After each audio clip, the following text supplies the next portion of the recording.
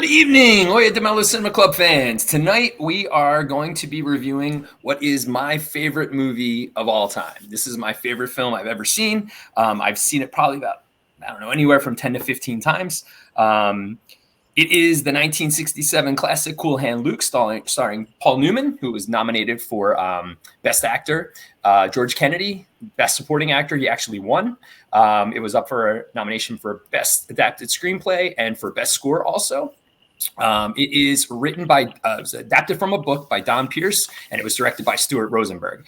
So this film is my favorite film of all time. It definitely reminds me of my dad in a lot of ways because he's the person that introduced me to it. So I have an attachment. And as I introduce the panel that we're going to be with tonight, they should take it easy on the film just because of that. All right, so tonight we have with us JP and Michaela, Jason Eccles, and hey, y'all. I was totally kidding. Go have at it, everyone. Let's start off with initial impressions. Anybody want to take it? I'll go ahead and start off. This is my second time, I think, seeing this film. I like it. Yeah, I think it's a good movie. I think it's a good... it's kind of like, for me, it's the centerpiece in Paul Newman's career. That's what it feels like to me. I think if anybody recognizes Paul Newman from anything first, it would probably be this movie. It's very much a dad film. I feel like all the dads love this movie. I feel like once you become a dad, you're obligated to like this movie. And I also feel like if you're ever going to be a dad, you're probably going to like this movie. I don't know. I don't know what it is. It's just it's almost like a war movie. It's like a bunch of dudes being dudes, rebelling against the system, trying to survive, and, taking simple pleasures in their prison state. Yeah, I got to say, I do like this movie. I very much like the way the camera is used, the cinematography. It's sort of all over the place, but it always makes sense in the scene. The way that the camera is kind of like, I almost want to say like sort of a functioning character. I'm like it's just with you.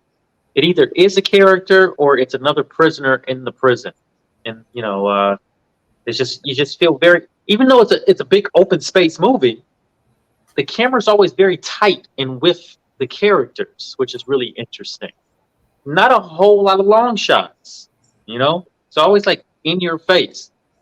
So yeah, I like this movie a lot. Paul Newman is a G, and this film is a classic because of him and all these gentlemen's performances throughout. Everybody's really great. I was pleasantly Huh? I was saying I was pleasantly surprised by this film. It's a very American film.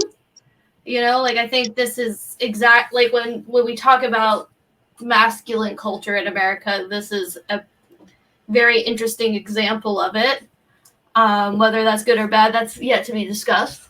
But no, the cinematography is very beautiful. I can understand why this is why it's been emulated so much in so many other pop culture things.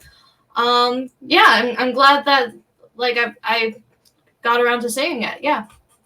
It's no American History X. I'll say that when it comes to Americana.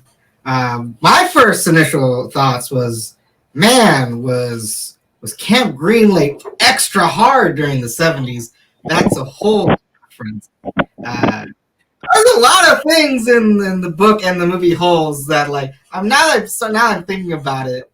I'm pretty sure that movie was, the book came out first, was loosely based upon this work of this piece of work.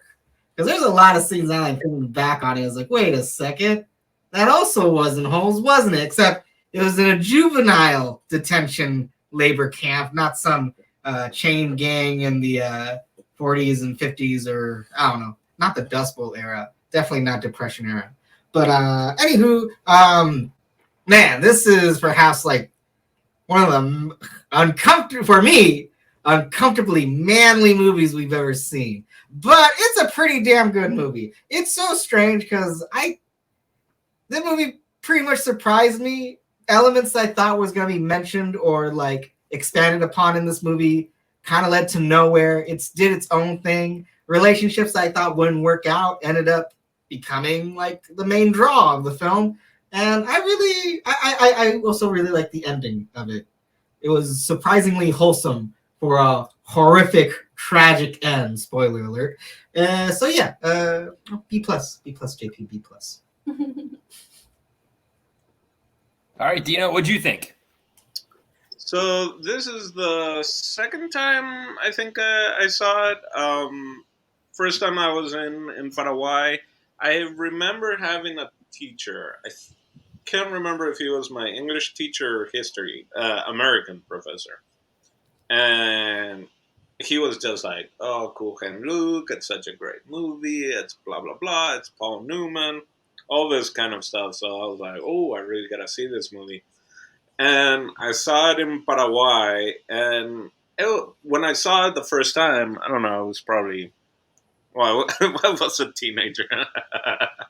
I was either a sophomore or junior, and yeah, I thought it was fine. I thought there were some great scenes.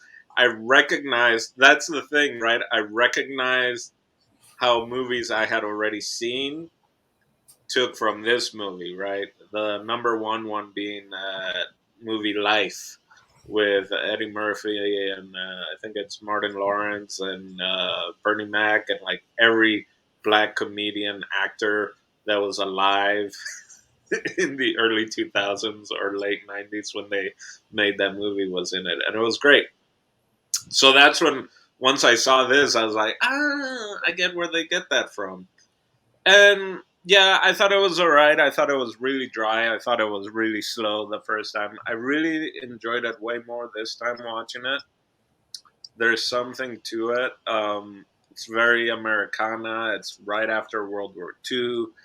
It follows a line. I don't know off the top of my head when it actually came out, but it's very much the similar kind of thing in the movies during that time, kind of like One Flew Over the Cuckoo's Nest, and just that very much of a rebel without a cause, just like just can't fit in society, especially after coming back from war, and yeah, just has issues with everything. I mean, but I definitely enjoyed it more this time. It does feel slow at times, but that's how you feel if you're like in the hot sun and all you're doing is digging and putting asphalt. Which, funny enough, I wasn't doing the digging, but I was standing in the sun watching people do digging and breaking up asphalt. So I feel like one Did of you have the sunglasses on? I did, and I did have those types of shades. Only that they weren't mirror, but I did have the shades. Um, so I was one of the boss man, boss Dino.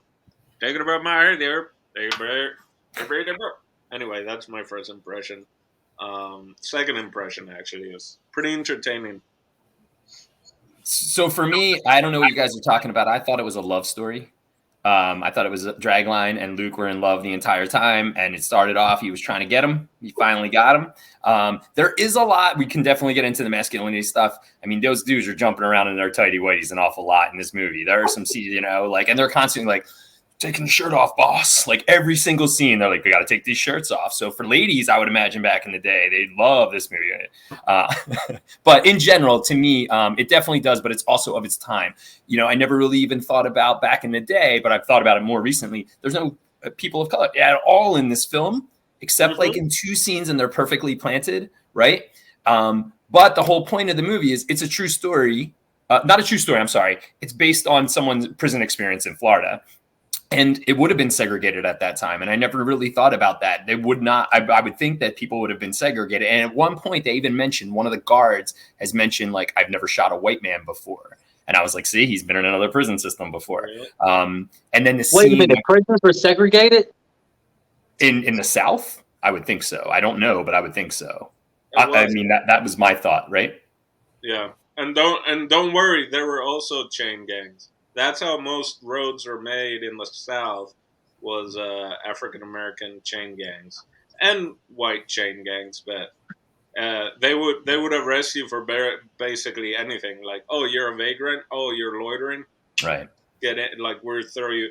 Your free Yeah, work, right? Your slave, leading all of yeah. It that. was It's basically awful. another form of imprisonment and slavery. It was just like, yep, we'll bring you So in. What was when they were doing the road and they were spraying the road down and they were like hustling up to put the sand on it? What was that about? What were they actually doing? That's how you pave a road. Yeah, You wet like- it and then put sand on it? Mm-hmm. it's layered. And then it you was tamp it tar. It wasn't water. It was tar that it was spraying out. Yeah. Oh, okay. A liquidized version of tar. So for me, that is, I mean, I actually really love this movie because reminds me of being young, and like I definitely did not get it on the same level. But there are many scenes in this movie that I think like when you mention them, people are like, I remember that, like the 50 eggs. You can't not think of that. You know, there's certain things in the movie that it's really, really hard to get away from. But for me, my favorite, I guess I don't want to get into favorite scenes yet. We'll get into that in a little bit, I guess. Actually, do you want to, I don't know, do you want to start there? You want to start favorite scenes, favorite actors, or? It's up to you, bruh. All right, man, let's do it. Let's do favorite scenes first. What was your favorite scene in this film? Ooh. I was looking for the like a favorite character. Favorite scene for me. I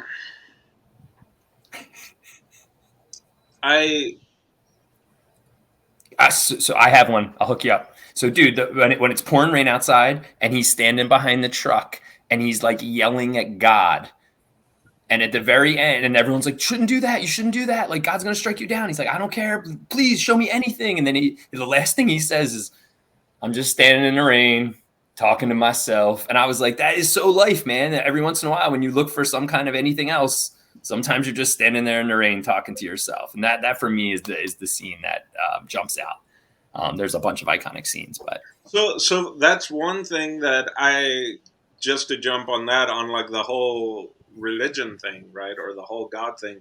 I didn't remember it having that much imagery of it, and like I couldn't remember the end at all. I think I knew what happened would happen, right? I just didn't remember how it would happen. And I don't know if you guys noticed after the 50 eggs thing, he's laid out like Jesus Christ. He's got and he's got the white undies, and he's got his arms, and then he even has his leg crossed. He's got his legs crossed like old J on the cross.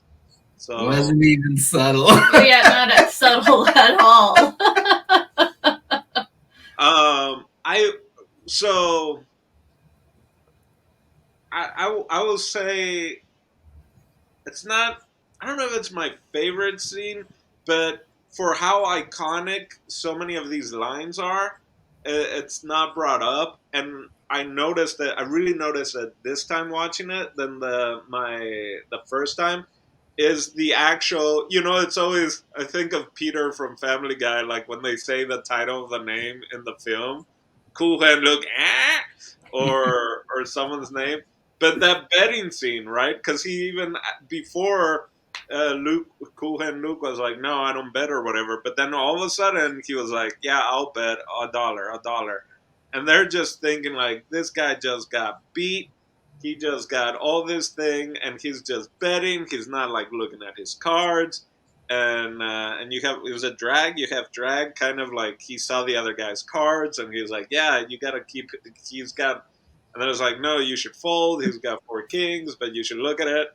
And then his response was a response. Um, he had you have nothing, and it's like having nothing is cool. Can be a sometimes nothing can be a pretty cool hand. sometimes nothing can be a pretty cool hand, which is basically the whole freaking movie, right? Or the whole ethos of that character, right? Just you play what the hand gave you. So if you got nothing, make the best out of it. So just that little interaction, because then that's how he ends up with a nickname, right? I would say that. Yep. What do you think, Michaela? What's your favorite scene in the film? I think the image that I can't get out of my head is like after he finds out his mother passes away, and he's playing the banjo, and everyone else is out of the room because they're giving him his respect. And you see the tears running down his face. Like, there's just something so beautifully tender in that moment. And that's just captured in such a beautiful way. Like, that's what filmmaking is for capturing moments like that. Yeah. 100%. That was the Oscar-winning, or Oscar-nominated moment. 100%. That was also mine, so I'm just going to go with my number 2. Sorry. My number 2 is not my favorite scene, but the scene that I thought awkwardly stood out because it was a good scene. Spoiler alert. So our good buddy Luke tries to escape the prison. He does so 3 times in this movie, and in one of his attempts, they release the hounds on him. They try to get these hounds to do their bidding, their job, and you get a lot of shots of these pups, these poor miserable bastards. I'm sure this was predating a lot of animal right laws. I don't think Peter was on set for this one. Because, oh shit, some of them animals look pretty darn real to me. And it's a good moment too, because you have this build. You got the fucking you got the captain and a few of the bosses waiting around for Luke. You see a car pull up. Then you got 2 guys coming out. One of the guys is completely exhausted from the day, and he opens up the trunk. And everybody's expecting, we got that fucking bastard. We put him in the trunk because he's such a piece of shit, that blue-eyed motherfucker on the vinaigrette bottles. And then they pull out the dog. They pulled out one of the pups. Look what he did, Captain. Look what he did to Blue. He overworked him. That dog, if that dog wasn't dead, it was drugged the fuck out, because that was a real dog on set. That's the most dead animal I've ever seen in a movie. Not the turtle? With the blood all over? The paintball shots on it? Was still hanging on to that stick. Do you know the guy that's carrying the dog? Do you know who that is? The dog? The guy that's carrying the dog. His name is his name is like Dog something in the movie. But he's carrying the dog. That guy is from License to Kill. It's a James Bond movie. Yeah. And in the movie, they put him in this pressure tank. That guy, his name's Anthony Zerbe, and his head explodes. So every time I see him, all I think of is his head exploding in this pressure tank in James Bond film, the Timothy Dalton 1 movie. What about you, Jay? Well, I think the most dead animal I've ever seen in the movie was Gone with the Wind, when the horse collapsed. Mm-hmm. When Scarlett's trying to ride the horse out of Savannah into Atlanta, and the horse collapsed on the way, right when she gets to... my favorite scene. Oh, sorry. Dead animal, it would be that we've seen, I think, is City of God, those chickens that they actually cut in front. Or Siete Cajas, the Paraguayan movie where they're like walking in the butcher and they just have like a dead cow's head, like skin on the counter. It's an actual butcher. In that Tampopo, guys. Tampopo. We watched death happen. They ate it. They ate a live animal. They cut off the head of that turtle. However they faked that, that was really good. I hope they actually faked that, because it didn't look fake. I thought that movie was about ramen. Yeah. I never saw it. No. You're thinking about the samurai movie. I'm pretty sure it was Tampopo. No. In the samurai movie, they were making them turtle soup, and they cut the head off of that one. But in Tampopo, one of the guys ate a live squid. Oh. Yeah. Yeah, I think you're right about that. And then in the Russian movie, they shot a cow. The Russian movie. Didn't we watch a movie once where... Track, guys. Didn't we watch a movie once where it was like a Mexican party? When they got there's people chopping off chickens' heads in the backyard? Oh, that was God damn it! That was they named it after some biblical city. Gomorrah. It was. It starts with a B. It was Naomi's choice. Babel. Babel. It was Babel. Okay, yeah. I thought okay. So I think my favorite scene in this movie, it's kind of two. It's kind of a double scene. It's a different scene, but they have the same effect. It's the scenes where Luke starts getting respect from the rest of the prison crew. So like when he gets beat up, when he fights, but he stands up for himself. And even though he's getting beat down, he's like, "You don't have to kill me, man." And he just like earns all this respect. Not the smartest thing to do in the world, but I mean, he really did earn their respect. And then when he was like, he concocted the idea to pave the road really fast. It was such a rebel moment. It's like these guys are just fighting back any way that they can against the system. And even though they're overworking themselves, they're doing it to get off 2 hours early, you know? And I really like that because I like the camaraderie. Like that's the first time in the movie that we see like all the guys like form this bond. And in those moments, those like hardworking moments, I think two things happen. I think those are the moments where people in real life form a real bond with one another when they're all in it for like this common goal and everybody's like nobody's slacking, everybody's giving their all. And then also, I imagine the actors in this movie shooting a scene like that. I bet they really did form a bond, having to work and run down the road and get the stuff because like they're not faking that; they're really shooting themselves working like that. And that's not an easy task, digging up all that dirt and whatnot. So I like those scenes. I like the scenes where they sort of earn each other's respect and Luke kind of, earns everybody's respect. They actually paved the road down in Georgia. It's still there. Got a sign. Oh, yeah? No, I don't know. I was gonna say I thought it was in Florida. And first of all, the film was made in California. Oh, okay. It was made in Southern California. That makes sense because of there's a lot of dry shrubbery around that they're cutting out. So that's shaking the bush. Yeah, I thought there was a lot of little things like that with like you're saying with the shrubbery, like when he's like shaking the bush and all. Like they show the scene where he's just tying the thing around his finger, and it was like so on the nose. But I was like, I just thought some of those things were really cool. Like there was little things that led to something later on. And there's a lot of famous, even like we didn't talk about like Dennis Hopper's in the movie doing weird things the whole time. Like some of my favorite parts of scenes are just him showing up. They're like making a bet, Baba Galoose, and he's like he does that for some weird reason. He taps on his head. I don't know if you guys noticed that, but that's what he does. He's got a lot of weird ones. The prayer at night, he's doing this. Mm-hmm. Yeah, I didn't recognize him at first, but it has so many like Dean Hanton, Harry Dean Stanton. Stanton. Yeah, like it had so many people that were everywhere, like in the 70s and 80s for sure. So the cast is just all these. Wait, say that again. You said so many people were in the 70s and 80s. What was that? Like you would just see in all the movies, like journeyman actors, basically, right? Like just like character actors that are just like everywhere, for sure. Yeah, is it Baba Ganoush? No, I think that's what his name was, like Baba Galoots or something like that. Yeah. Everyone had a nickname. Fun nickname. What do you guys think about the music to the film? Like, going along throughout, they play a lot of like guitars in the movie during scenes that are like very specific, and then like the actual score itself. Anybody have any strong opinions on that? Not a strong opinion, but I thought the music really did suit the movie. It was kind of slow and methodical and southern and banjo-y, and I really dug it. I thought it was like just perfectly suited with the timing, and sometimes it's like a little volatile. I liked it.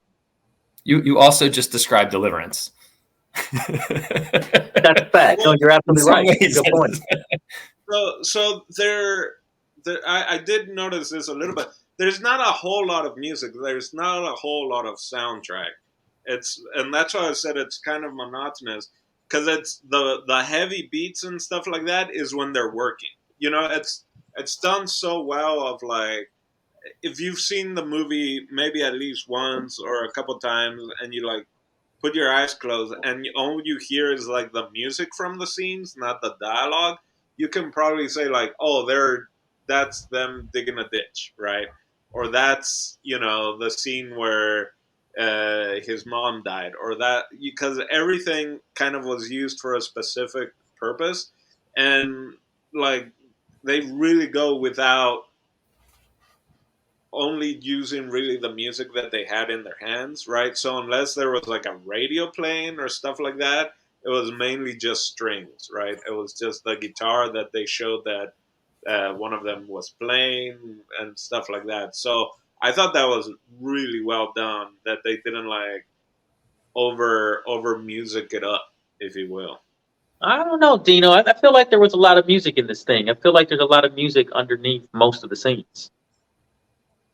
What was that? Say that again. I feel. I, Yeah, that's what I thought.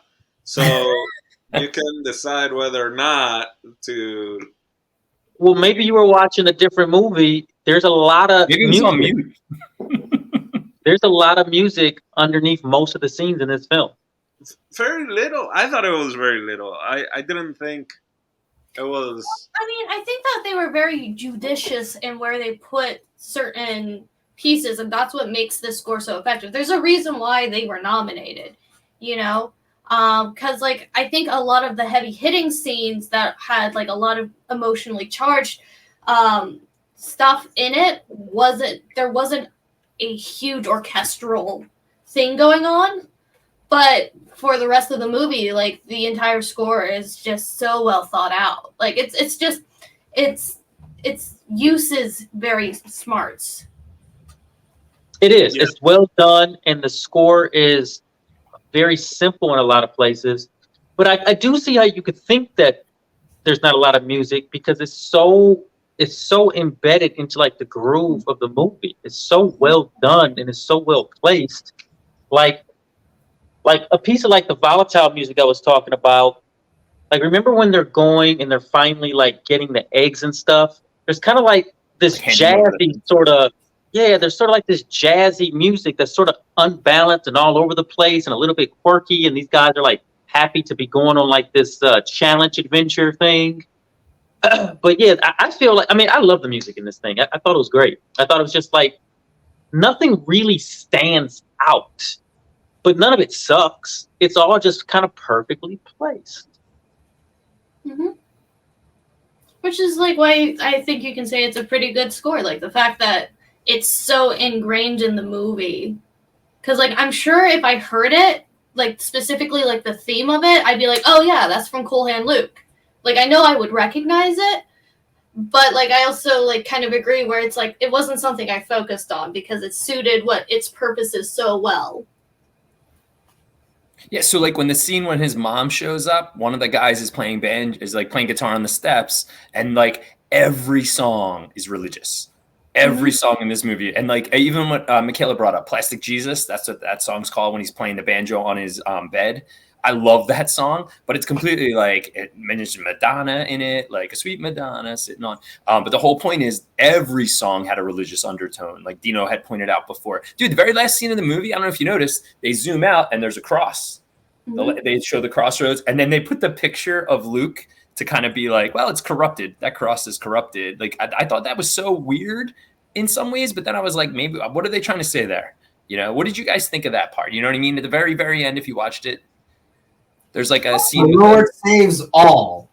Well, I mean, you have to also like think about what was going on in the time. Like, I actually think this might be kind of the template of the American anti-hero wave that happened in the 70s, since this came out in 67.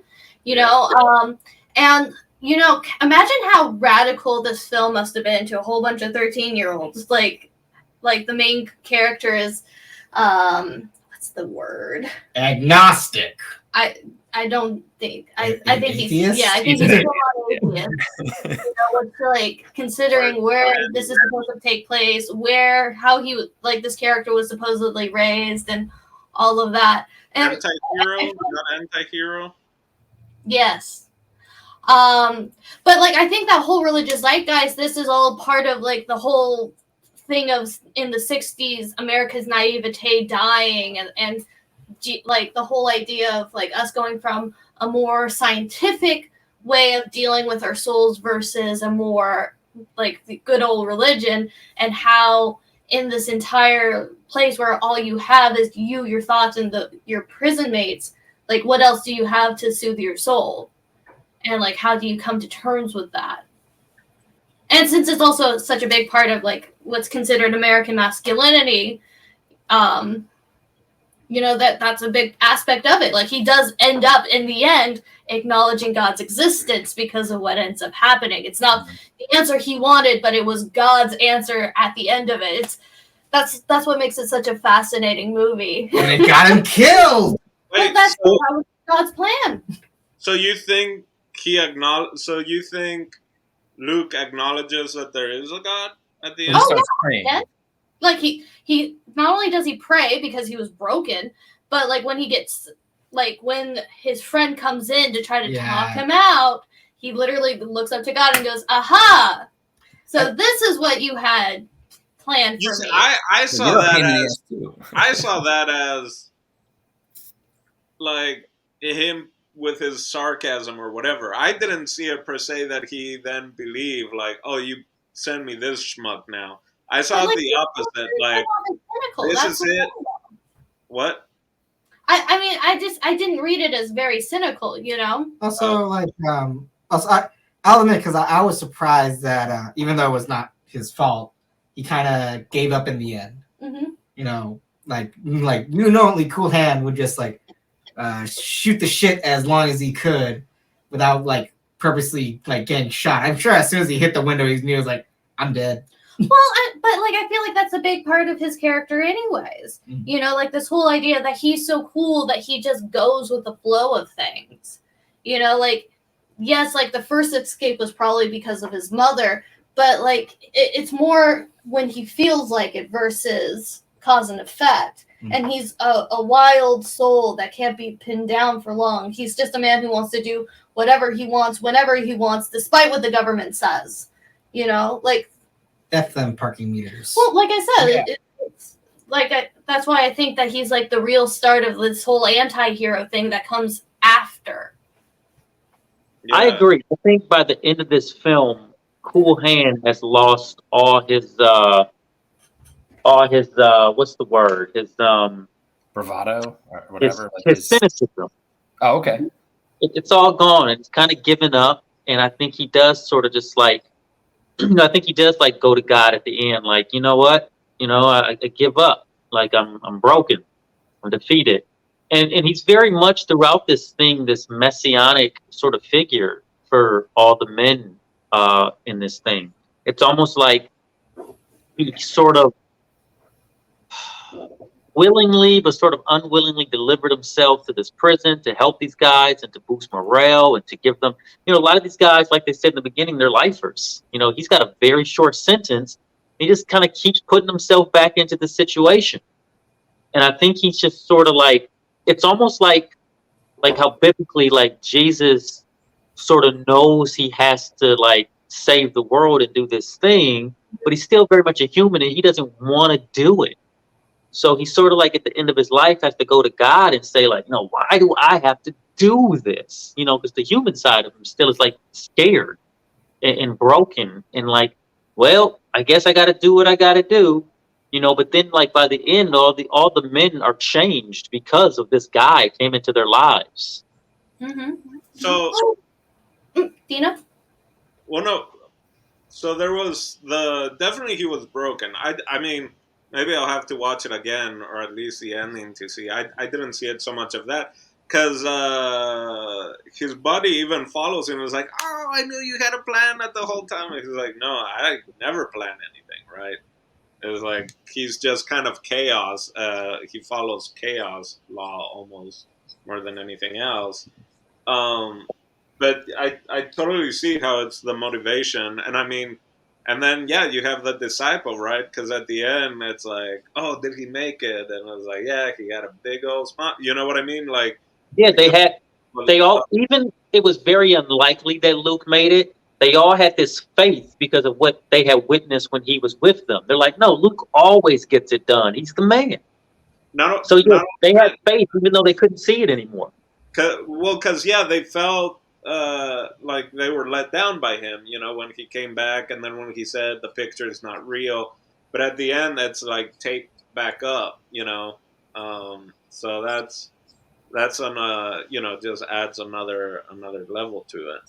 Well, and it's also this very interesting statement about how like society and of a whole breaks down the man, because like they keep bringing up this idea that I'm just this type of man that can't be held down, and eventually society is what brings him to his untimely end.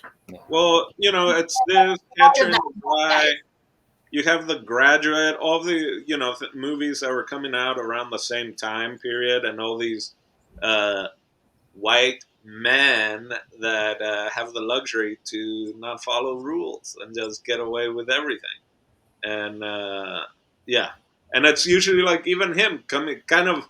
They didn't say like war hero per se, but like he had a lot of different medals. But they did kind of say he's like Maverick in Top Gun. It's like, oh, you've been in the military X amount of years and you're still, a cadet or a captain or a private, whatever he was when he left. He was the same the whole way through. American exceptionalism to like the craziest degree, and that's how that's the point that it got, is that like these white men felt stifled by their own system that actually helped them be that way. Right.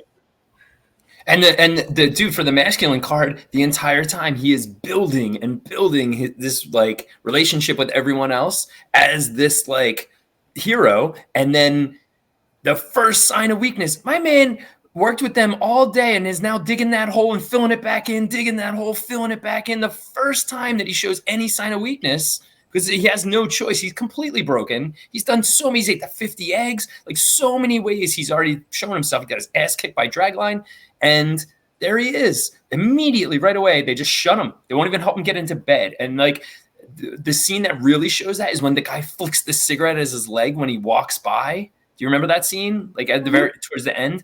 And I was like, dude, that is it. Like, and the thing is, at the very end, they're telling the story of Luke, right? But meanwhile, if Drag would have told what actually happened inside the church and been like, no, he said he was actually broken, like they probably all believed that he was faking it the whole time. I don't know that they would have thought of him as that that amazing person afterwards. Definitely the masculinity in this is way over the top. And how much is that Drag like not just saying it for himself? Like he needs to be wanted it. Yeah. He's Peter, man. He's Jesus's Peter. Yeah, for sure. So, I do, and then he attacks that one guard. That might be my favorite part of the movie, when he starts choking the guy with the glasses, and then at the end they show the car run over the glasses. I was like, yes, absolutely what I wanted to see. This movie has also been. I mean, there have been so many different like studies and all that, because there are some really, for the time period, like complex, like stay super still. We're gonna focus in this big ass camera. I mean, it's not as small like there are now, the lenses on the reflecting sunglasses, and we're gonna do a bunch of shots that way, and we gotta make sure that it looks right and that it doesn't, mirror some other equipment. I mean, it's pretty impressive, some of the different shots they got in this, for sure. 100%. It would have been easy to mess this movie up. If Paul Newman wasn't that cool, it would be easy to mess it up. If the music didn't fit the right way, it would have been easy to mess up. A lot of the things, like the fight scene, it's done so well. You get that first person, you're getting punched in the face over and over. And the guys are like, stay down. Like, there's so many times. If you turn on by the way, the captions, none of the words, like they constantly are changing the words. They're not at all the words in the movie. I just happen to have them on. I was like, turn this off. Like, this is driving me nuts. But I did not catch how many lines were happening in the background with the other prisoners during a lot of the scenes. So then I started watching it. I was like, ooh, I did not catch that. I did not catch the guy saying that. There was a lot of that for me. These guys are all over the place. You're absolutely right. Yeah. Because I did watch it with the dialogue on. And I mean, yeah, there's so much dialogue, and I almost wondered how much of it is in the script and how much of it is improvised. So they just put the script in there as the. Well, I'm not sure. Sure. That's what I was wondering when I was watching. It was definitely different. It was definitely, like you said, it was definitely different. They're talking over each other a lot. Mm-hmm. So I don't know, like, is it scripted or are these guys just going for it? I wanted to ask. Because like when we get to like a meaty scene where there's a lot of philosophy being spouted, like there's no way that that's just like off the cuff. But I feel like No. you like in order to get like an authentic kind of vibe, like you probably tell your actors, okay, well you're in a prison, so do prison things. Yeah, I mean, prison. not the philosophical scenes. I don't mean the whole thing is like improv. I just mean like when they're all in a group together, there's a lot of dialogue being thrown in every which way. Just, you know. Yeah. That doesn't seem like it would have been written into a script. I agree with that. That there's a lot of things going on about. But like, and the whole like, I wonder how many things the director gave Luke. Like, dude, the way the guy sits on a shovel is cool. You know what I mean? He turns a shovel around and sits on that angle. I've never seen it. I mean, maybe you guys have seen that. I've not seen that before, and I was like, dude, that's Newman's cool. Man. Paul Newman is cool. So, and that's the thing, like the way he spots. Dude, he wears a bottle opener around his neck. That's cool. That's pretty cool. Were they drinking that entire time? Was a cool drink at night? Was that a beer? Hey, you know what? I'm glad you asked because I don't know. It looked like a beer for a little bit, and then I was like, well, what else could it be? It's like an apple Apple cider. juice drink or whatever. That's what I think. Like that makes it less cool. It's a soft drink because they do talk about soft drinks. I think at one point They say pop. Get that man a cold pop, you know. So they say pop, but yeah, I mean, there wasn't beer in a prison. It looked like beer at some It point looked in the like movie. beer. Yeah. I during the whole movie I kept on calling it fizzy piss. Yeah. It is. I can see that. One of the other big things for me was really, really small moments where they stop to have like emotions, and like clearly like that plastic Jesus scene is very obvious. But there's that scene with the two kids when he breaks his own chains with the axe, and the little kid is crying. Yeah. And the dogs are coming, and he takes a moment to stop and say, "Hey, buddy, don't get upset. You did a good job. Like, when they tell me how this goes later on, it's going to be pretty funny." And then he takes off, and I was like, "There's little things about him that he stops in the movie. It's not just him; other people emotionally like stop the film and do something to show that they're very emotional people outside of their character in the main way." That scene was awesome with the different seasonings. They make the dog sneeze. That was a lot of doggy phlegm. Yeah. You know, there is something that I think we should talk about this film. There is a lot of like sex interwoven in this whole thing. And like not just like straight stuff. Like there is like so many shots that I'm like, this is worshipping the male body. Like there is no other way to put it. And it's incredible to me how photogenic Paul Newman is. Like I don't think I've ever seen like a bad picture of the guy. Like One he's does not exist. Yeah. From the time he did his first like screen test to like the very last thing he did in Hollywood, Paul Newman never had a bad angle. No. I've seen his first movie. What's that? I've seen his first movie. It's called The Silver Chalice. It's about, he is like a sculptor at like 28 years old. He plays like a 20-year-old.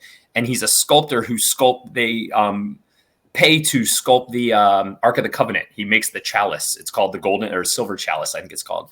And Jack Palance flies in it. You guys should check it out. It's a crazy old movie. Like Jack Palance literally flies as a young man. But yeah, you're 100% right. Back then, he was just as photogenic. I'm going to tell you guys a quick little Paul Newman ditty. So after Paul Newman passed away, I used to have a screensaver of him on my computer, of him sitting next to like a campfire or something like that. And I kept it up for like a year or so.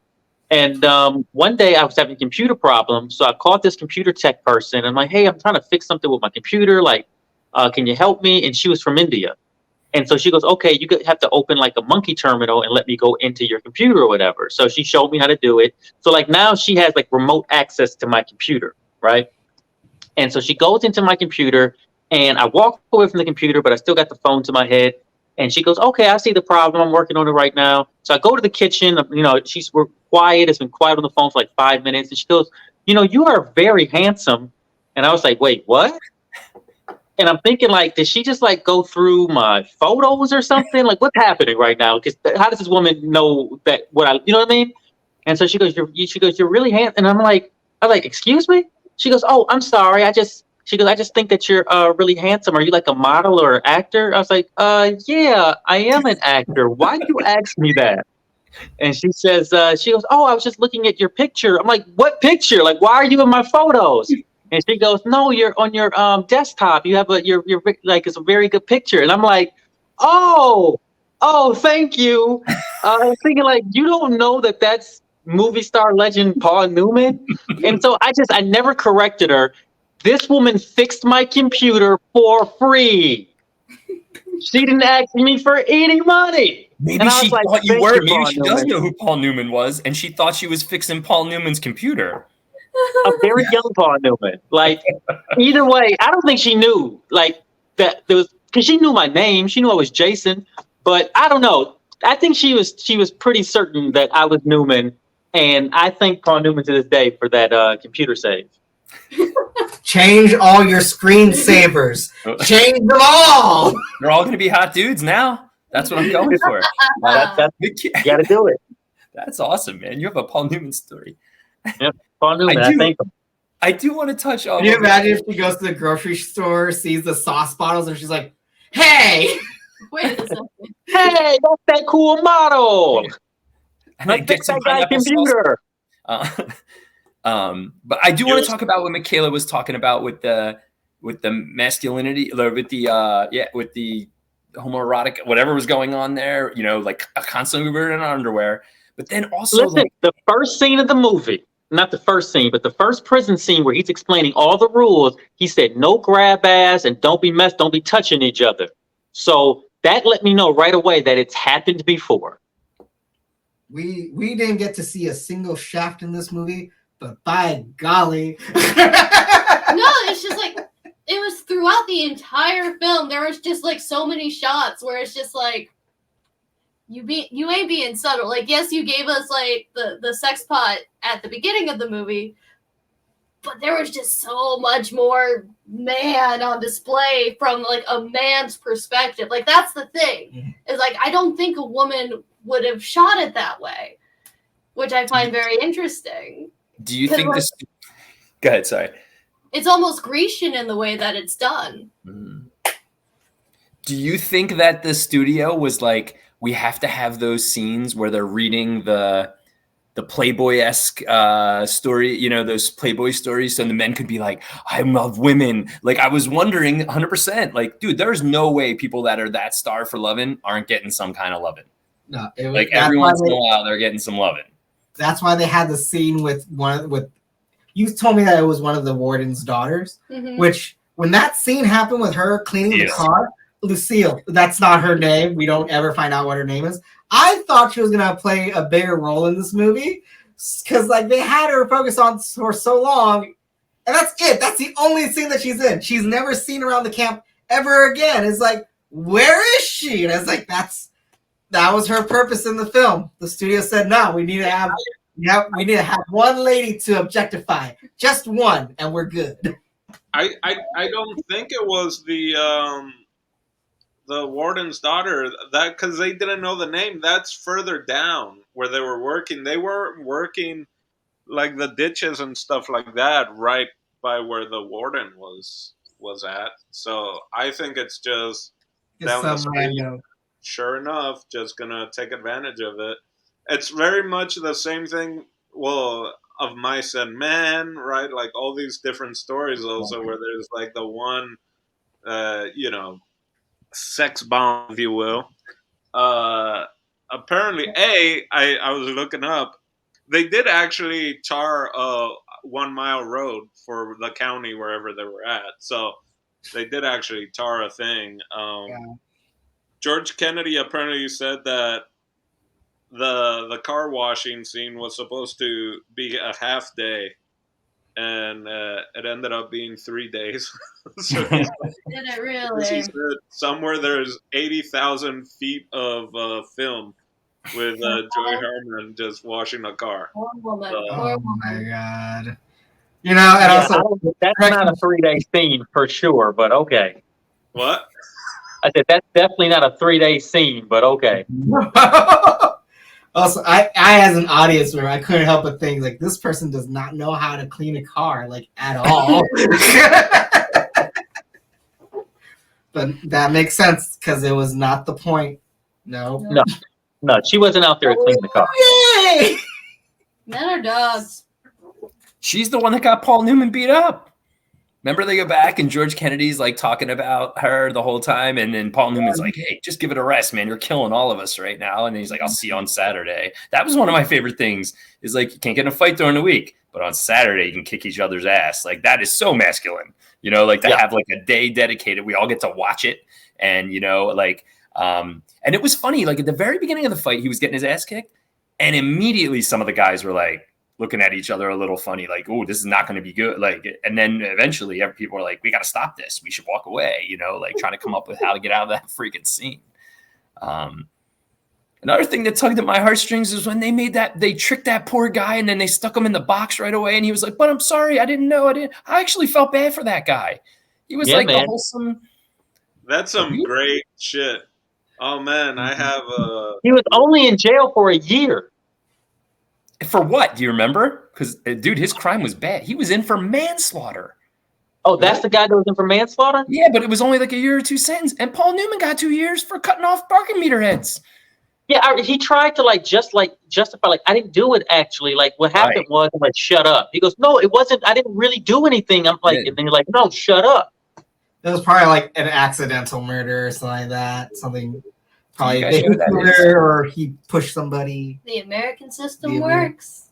I didn't feel bad for him at all because I thought I was like, what a square. Like, he got tricked so fucking easily. It's like, really? Really? I didn't feel bad for that guy, actually. That's the kind of guy that worked at a company and like was going to rat out somebody for doing something. They were like, oh, let's plant something on this guy and get him in trouble. Like, that's that guy. So that guy was the dad on my parents used to watch when I was little. The Waltons. He's the dad from the Waltons. That was what was his name? John Boy or whatever. Like, good night, John Boy. You know that show? Yeah, that's 100% him. Show. Oh my god, I never recognized him. That's crazy. I looked it up a couple years ago. I was like, I know who that guy is, but I couldn't remember who it was. But it was the dad from the Waltons. So again, so many people just have. And then how about there's one dude that's really jacked? Like there's George Kennedy who's big, but then there's one guy that's like on roids a little bit. He's got the hairiest dude of all time. Standards, like. And George Kennedy's character had the audacity to say, "He's like, you were barely working out there." It's like, do you not see him?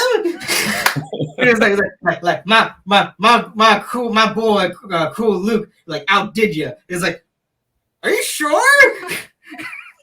Isn't he the one that had an ulcer or said like, I think I got an ulcer? Is that the one? The one guy didn't want to do anything. Yeah, the guy was kind of shaggy looking, but as soon as he took off his shirt, it's like, holy shit!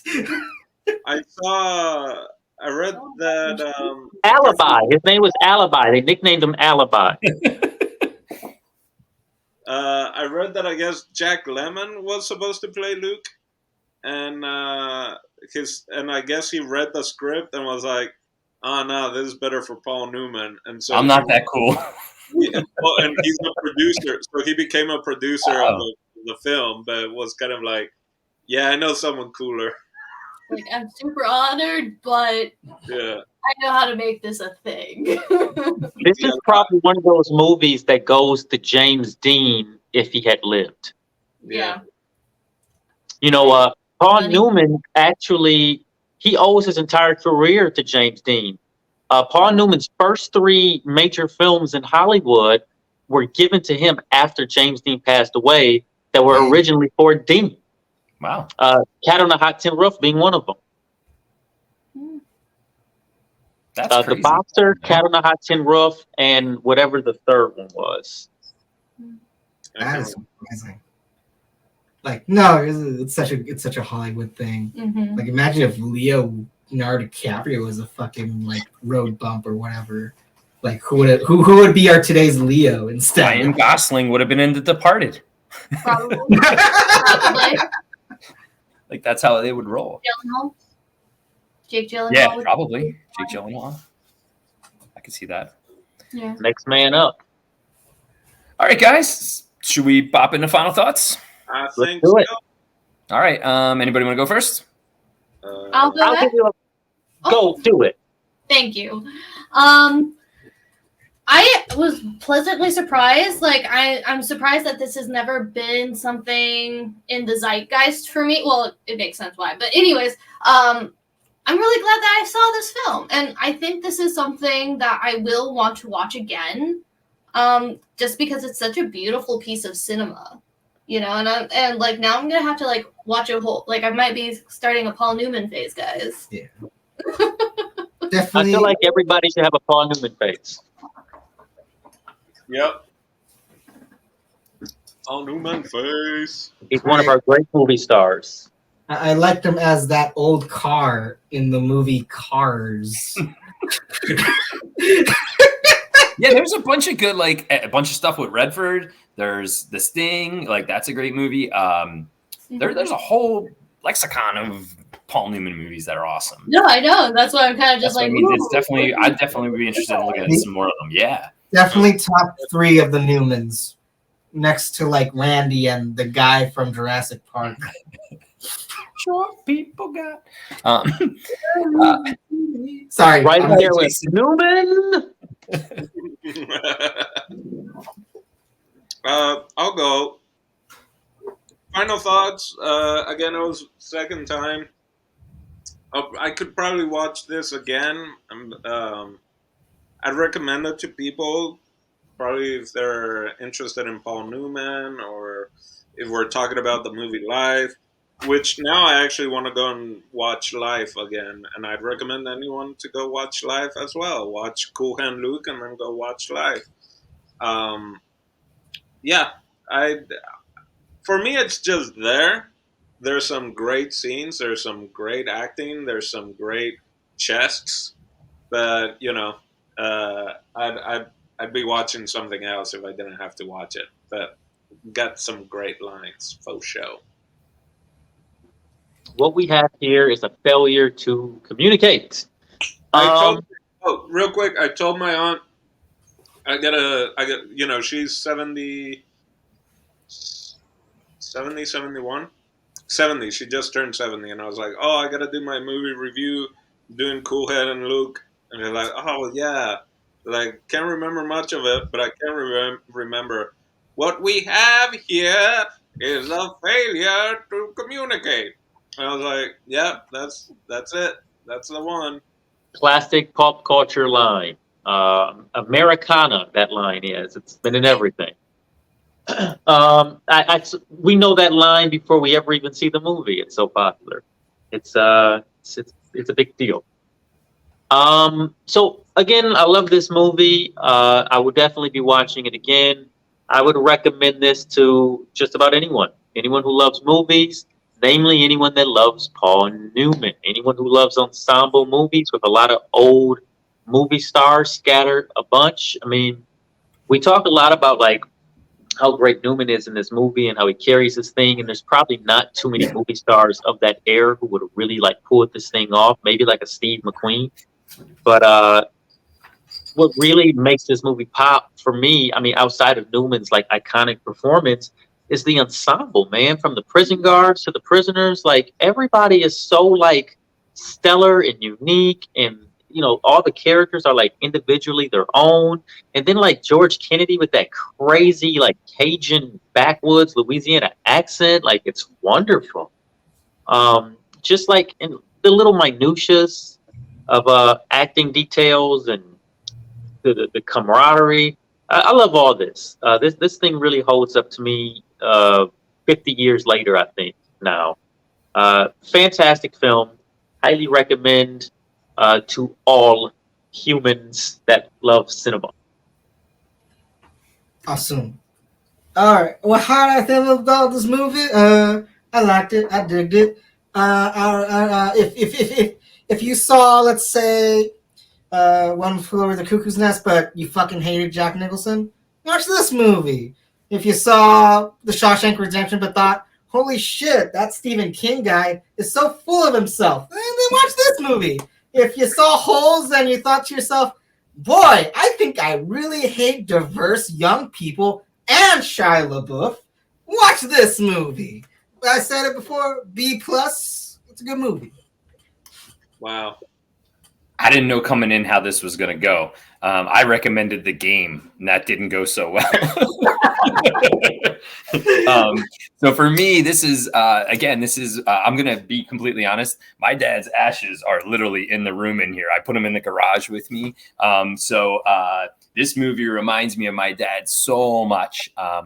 And it makes me think of that time. My dad was a Marine, so he had that, way about him that was very much like that. So there's so many iconic things in this movie, like even just from how the characters stand with like a gun on their hip when they're like the guards. There's so many things that I feel like nailed, and I feel like this movie could have gone wrong in a lot of ways. I recommended this to a lot of my friends and different people as I've seen it over the years. I've definitely watched it with a number of people. I just think it's a movie that's interesting to check out, even if it's not going to be your favorite movie, even if this is not your style. I feel like it's something where you see a lot of cool camera angles and you see a way a movie can be shot in really different ways, and just really, like you said, it's the most iconic Paul Newman movie. All right, so I think Jason has a question for Steve, but I don't see Steve. Is he gonna pop in? But Steve's not here. So what do we do? Well, I mean, I'll ask the question anyway. Steve, what do you got for us next week? I don't know. Next week, I don't know why you're asking me, because I'm not here, everybody. All right, so whose week is it? Well, it's actually JP's turn. JP, but that's impossible because Okay. Did Des send you the thing or no?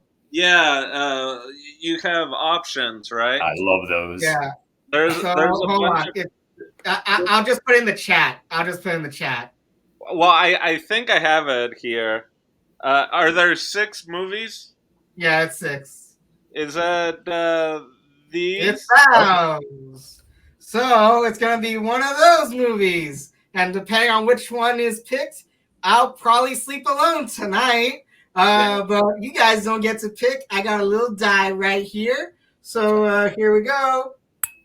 Or hold on, I'm doing it wrong. I need this thing. So a die is going to pick the movie for us? Yes. Yeah, he likes to do that a lot.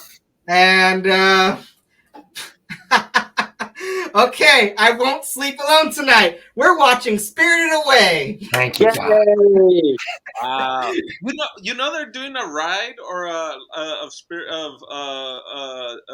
Ghibli, Studio Ghibli. Yes. Park. Should be fun. JP, what was the impetus behind those 6 choices? Oh, I love every single one of them. Okay, so of course the first one is Empire Strikes Back. That's my favorite sci-fi movie. Number 2, the Lego Movie. It was our first date movie together, and it's a personal favorite of mine. The real answer, if I were to have listened to Des, would have been number 3. Number 3 is my all-time favorite movie, Titanic. You could at me if you'd like. And number 4, the SpongeBob SquarePants movie, the first movie that I learned every line to. Number 5, The Dark Knight, first DC movie that I saw. And of course, Spirited Away was the first Studio Ghibli movie that I ever saw. And it led up to a whole weird anime phase within my family. So yeah, and there we go. Those were the reasons why. Wait a minute. Steve wanted us to go with Titanic? No, that was me. That would have been the true one. Because Des said like the movie that impacted you the most, and yeah, that's the one actually. Oh man, that review would have had to take like 5 hours. Like y'all don't even know. Was Y'all it one of you guys don't even know. that watched Titanic just to see the guy fall and hit the propeller? What? That was you? Okay. I was like, I could have sworn we just talked about it. Yeah. Yeah. That is an iconic shot. And We could have spent like an hour talking about Rose getting off the piece of wood.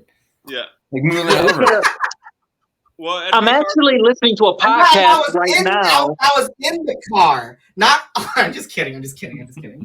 I'm listening to a podcast right now about Titanic, actually, and someone talks about like how incredibly, if you watch the movie today from like a millennial's eyes, the first thing they see is how like narcissistic and rude Rose is, because she invites all these people over to tell them this story about her love life, and she tells them that, and they're waiting to hear about this that stone or whatever it was, and then the heart of the ocean. the heart of the ocean. And then at the end, she's like, "Oh, I don't have it." But then she like had it the entire time, and she throws it into the ocean.